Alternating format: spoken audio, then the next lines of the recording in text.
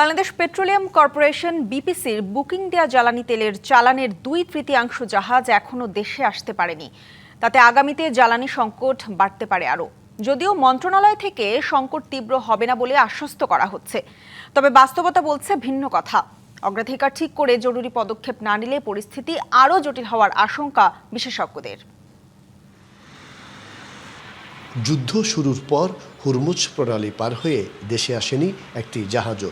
বিকল্প উপায়ে গেল মাসে জ্বালানি নিয়ে এসেছে 38টি জাহাজ। মার্চে এলএনজি ও এলপিজির জন্য বুকিং দেওয়া ছিল 26টি জাহাজের, এসেছে মাত্র 15টি। আর ডিজেল ও ফার্নিশ অয়েল নিয়ে 17টি জাহাজের বুকিং থাকলেও 6টি এখনও আসতে পারেনি দেশে। একইভাবে সূচি নির্ধারিত থাকার পরও আসেনি ক্রুড অয়েলের 2টি জাহাজ। আর চলতি মাসে 23টি জাহাজ আসার কথা থাকলেও এসেছে 11টি।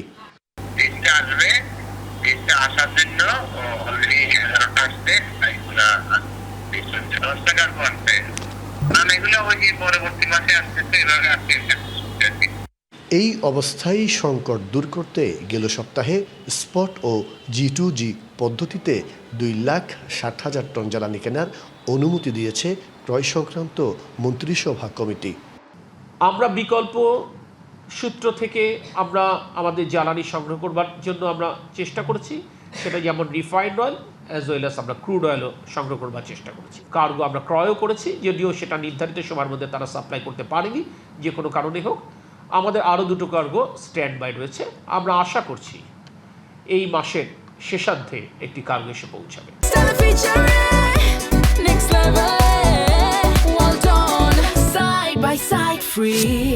তবে এরপরও পরিস্থিতি সামাল দেওয়া যাচ্ছে না।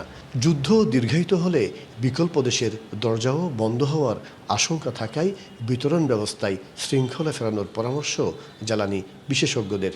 বুকিংগুলো যদি মিস হয় তাহলে পরবর্তীতে হয়তো একটি সংকট সৃষ্টি হতে পারে।